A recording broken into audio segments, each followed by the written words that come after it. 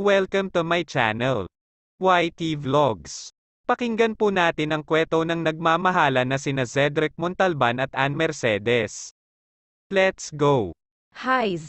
Andito na naman ako, makakakita na naman ng mga taong tambay, chismosa, mga walang alam gawin sa buhay, mga walang trabaho. Kailan ba ako makakahanap ng lalaking mayaman na aahon sa aking kahirapan? Hello!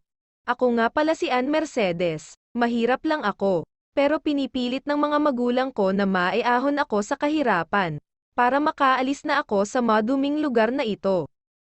Kaya naghahanap ako ng mayamang lalaki na magkagusto sa akin, para maialis ako sa lugar na ito. Maganda naman ako at sexy, kaya sure akong may magkakagusto sa aking mayamang lalaki. Andito na po ako, sabi ko nang makapasok na ako ng bahay. O anak, magpahinga ka muna, at magpalit ka na ng damit. Pawis na pawis ka na sabi ng aking ina, habang pinupunasan niya ang likod ko ng towel. Spoiled kasi ako, lalo na kay mama, magpapalit lang ho ako at ako na magbabantay dyan sa tindahan. May tindahan kami, yun ang pinagkakaabalahan ni mama. Si papa naman ay taxi driver, yun ang trabaho niya, hindi na anak. Magpahinga ka na lang muna, mukha kasing pagod ka, ayos lang ho ako ma. Sige bahala ka, magluluto na lang muna ako ng hapunan para pagdating ng papa mo nakahanda na. Sige ho, at dumiritso na ako sa kwarto at nagpalit. Pagkuwanay ako na magbabantay sa tindahan, habang nagbabantay ako ay nakita ko paparating si Alex. Ang manliligaw kong tambay, siya na naman. Hi prinsesa. Anong kailangan mo? Gusto lang kitang makita, prinsesa. Kung wala kang bibilhin, umalis ka na, at Ann, yan ang pangalan ko. Ang sungit mo naman, gusto lang naman kita makita Wala akong pake, umalis ka na nga, alis, wala ba talaga akong pag-asa sa'yo? Wala, ang gusto ko mayaman, ayaw ko sa tambay na katulad mo. Sigaw ko sa kanya, at tiningnan niya muna ako at umalis na. Hayes, ang kulit talaga ng lalaking yun, maya-maya ay dumating na si Papa, nakita kong may kasama siya. Sinalubong namin ni Mama si Papa, Liza, ito nga pala si Zedric Montalban. Taxi driver din siya, sinama ko siya kasi naghahanap siya ng matirhan dito. Di ba may pinapaupahan naman si Aling Marta na kwarto dyan? Oo, nako. Madedagdagan na naman ang mga mahihirap dito sa atin. Zik, sabi ni Mama, Zedric, siya nga pala si Liza, asawa ko, at Ann. Tawag sa akin ni Papa, kaya iniwan ko muna saglit ang tindahan. Siya naman ang aking anak si Ann, hi sabi ko dun sa lalaki. Hello, sabi niya naman sa akin, ang gwapo niya, kaso katulad din siya ng iba dyan. Mahirap. Niyaya muna ni Papa si Zedric na sumabay sa aming maghapunan.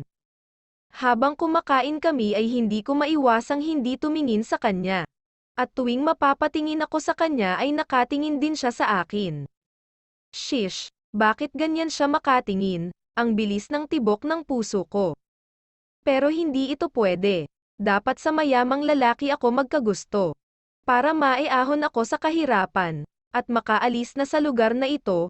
Pagkatapos kumain ay sinamahan ni Papa si Zedric kay Aling Marta.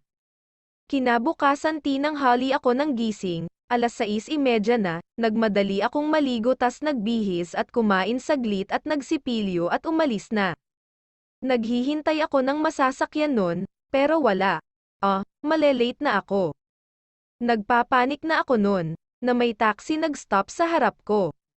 Sakay na, si Zedric pala. Dahil malelate na ako, hindi na ako nagdalawang isip at sumakay na. Saan ka nag-aaral? Tanong ni Zedric. Sa Lyceum, sagot naman ni Ann. At hinatid niya ako. Nagpasalamat naman ako dahil mabilis kami nakarating doon. Ito bayad, sabi ko, at iniabot ko sa kanya yung bayad ko. Hindi na sayo na yan, ha? Pero, sure ka? Wink, kinindatan niya ako. Shish, ang bilis ng tibok ng puso ko, dahil ayaw naman niya tanggapin ang bayad ko. bumaba na ako. Pero, bago ako tuluyang bumaba nagpasalamat muna ako. Oh, anong nangyari sa'yo? Tanong sa'kin ni Min at kasama si Anita. Kaibigan ko silang dalawa, mayayaman sila, kaya nga ako sumama sa kanila kasi mayayaman sila, dahil alam ko na pag may kaibigan akong mayaman, mapapadali na makahanap ako ng mayamang lalaki. Natanghali ako ng gising sabay nilang sagot. Right Ann, we're going to the club this Friday, wanna join? Tanong sa akin ni Anita. Sure, sabi ko at dumiretso na ako sa upuan. Ang hindi alam ni Ann ay may pinaplanong masama si Min at Anita sa kanya, that bitch. Akala naman niya, masaya tayo na kasama siya, ambisyosa. Bulong ni Min kay Anita, yeah right. Huwag kang mag-alala sa Friday masisira na yang ambisyosa na yan. Hi Zed, kailan mo ba balak mag-asawa? Sabi sa akin ng pinsan kong si Mop. Alam mo hindi ka na bumabata at tigil-tigilan muna yang pagiging Casanova mo. Wala pa akong nakikitang babae na pwede kong mapang-asawa. Yung babaeng mamahalin ako, hindi yung kayamanan ko. Oo, mayaman ako. Ako ay isang Casanova, pero sabi nga ni Mop, hindi ako bumabata. Kaya now, I decided na magpanggap bilang mahirap para makahanap ng babaeng magmamahal sa akin. Despite of being poor, kahit medyo naninibago ako dito, tinitiis ko na lang para makahanap. Siya, yung mamamahalin ako ng buong puso. Friday. Nasa club na sila Ann. Habang nag-iinuman sila, ang gwapo naman nung guy na yun. Sabi ni Min, oo nga pero parang kay Ann siya interesado. Sagot naman ni Anita, hindi kumibo si Ann, pero deep inside tuwang-tuwa siya. Iniisip niya na baka ito na ang lalaking pinapangarap niya. At maya-maya nga ay lumapit na sa kanila yung lalaki. Hi girls, hi. Sabi naman nila Anita, at tumabi yung lalaki kay Ann. Hi, ako nga pala si Leo. At inilahad nito ang palad kay Ann, nakipagkamay naman si Ann. Ako si Ann, at ngumiti sa kanya si Leo, maya-maya ay nagpaalam na si Min. Uuwi na do sila, naiwan naman sina Ann at Leo doon, maya-maya din ay nagyaya si Leo na ihatid na si Ann, nang nasa kotse na sila ay nagulat si Ann, nang bigla siyang hawakan ni Leo ng mahigpit, may plano pala itong gahasain siya, nagpupumigla si Ann pero masyadong malakas si Leo, wag, tulungan niyo ako. Tulong, sigaw ni Ann habang umiiyak, hindi niya alam kung may nakakarinig sa kanya, pero sigaw pa rin siya ng sigaw. Nagbaba sakaling may dumating at tulungan siya. Bugs, naramdaman ni Ann na wala na si Leo sa kanya, at nang buksan niya yung mga mata niya ay nakita niya itong pinagsusuntok ng isang lalaki, si Zedric. Nang hindi na makatayo si Leo ay kinuha na ni Zedric si Ann at dinala sa taxi nito, nang nasa taxi sila ay iyak nang iyak si Ann, pinatatahan naman na siya ni Zedric, tama na, okay ka na, salamat, ha, Zedric. At niyakap siya ni Zedric, pinatahan muna ni Zedric si Ann bago ito uwi sa kanila, ayaw kasi ni Zedric na mag-alala ang mga magulang nito kay Ann. On the other hand, what happened to you? Tanong ni Min kay Leo. Binugbog ako nung Zedric inson, ha, paano na si Ann? Hindi mo natuloy yung plano natin, hindi, you're useless. Sino ba yung Zedric? Si Zedric Ramirez, hindi mo siya kilala.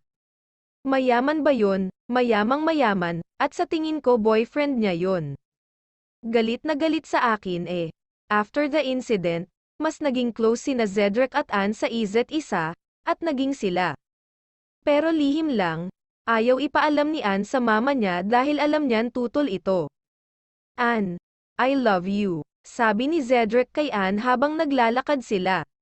I love you too, sabi naman ni Ann, ilang buwan na rin ang nakalipas at egurado na si Zedric sa nararamdaman niya kay Ann. Yayain na niya ito ng kasal, papunta si Zedric sa bahay ni Ann, may dala siyang bouquet ng flowers. Pagkatok niya ay si Ann ang sumalubong sa kanya, ngumiti lang ito sa kanya. At nanlaki yung mata ni Ann, nang makita niyang may dalang flowers si Zedric. Tiningnan niya ito, anong ginagawa mo dito Zedric? Bungad ng nanay ni Ann sa kanya, Good afternoon po. Bakit may dala kang bulaklak? Aling Liza. Gusto ko po sanang yayain magpakasal si Ann sa akin. Ano, magpakasal, sayo, sabi ni Aling Liza. Mahal ko po ang anak nyo. Sabi naman ni Zedric, anong magagawa ng pagmamahal na yan sa anak ko? Mabubuhay ba niyan ang anak ko? Maiaahon ba siya niyan sa hirap si Ann? Liza, wag ka naman sumigaw. Awat sa kanya ng papa ni Ann. Kayo bang dalawa kayo na ba? Tanong ng papa nito. And the both nodded, at lalong nag-init ang ulo ni Aling Liza. Ann, kayo na. Kailan pa? At anong sinabi ko sayo? Maghanap ka ng lalaking mayaman, yung maiahon ka sa hirap. Yung may lalayo ka sa lugar na ito, para hindi mo na maranasan ang hirap na naranasan namin ng papa mo. Mahal ko po si Zedric, mahal na mahal ko po siya. Pero taxi driver lang siya, sabi ng mama ni Ann. Bakit ma? Si papa din at taxi driver lang din naman. Pero di ba ma, naging masaya ka sa piling ni papa, at natahimik si Aling Liza sa sinabi ni Ann. Tama ito, naging masaya siya sa piling ng asawa kahit na mahirap lang sila. Hindi siya pinababayaan ng asawa niya, wala akong pakialam kung maghirap man kami. Ang mahalaga kasama ko ang lalaking mahal na mahal ko. Napabuntong hininga na lang si Aling Liza, pero paano ang pag-aaral ng anak ko? Tanong ni Aling Liza, wag po kayo mag-alala, hindi hihinto si Ann, ako po ang bahala. Sabi naman ni Zedric, at sa huli pumayag na rin si Aling Liza. Kinabukasan, ay nagtaka si Ann, kung bakit may dalawang kotse na pumerada sa tapat ng bahay nila. At lulan nun ang mga kapatid at magulang ni Zedric. Nagpasya siyang mamaya na lang niya ito tanungin tungkol doon. Namanhika na ang mga ito at nagkasundo na ang pamilya ni Zedric at pamilya ni Ann. Nang umalis na ang mga magulang at kapatid ni Zedric ay hinila ni Ann si Zedric papunta sa kusina. Umamin ka nga sa akin, mahirap ka ba talaga? Tanong ni Ann, hindi. Mayaman ako Ann, ano? Nagsisinungaling ka sa akin, sabi naman ni Ann. Look, Ann, I will explain, nagpanggap akong mahirap kasi gusto kong makahanap ng babaeng pakakasalan ako, dahil mahal ako, hindi dahil sa pera ko, at ngayon, nakita ko na siya, at ikaw yun, I love you Ann Mercedes, ngumiti si Ann, and they kiss. At dyan nagtatapos ang ating kwentong pag-ibig. Maraming salamat po, and please pindutin ang like at mag-share para makagawa pa po tayo ng ganito. Hanggang sa muli, bye-bye.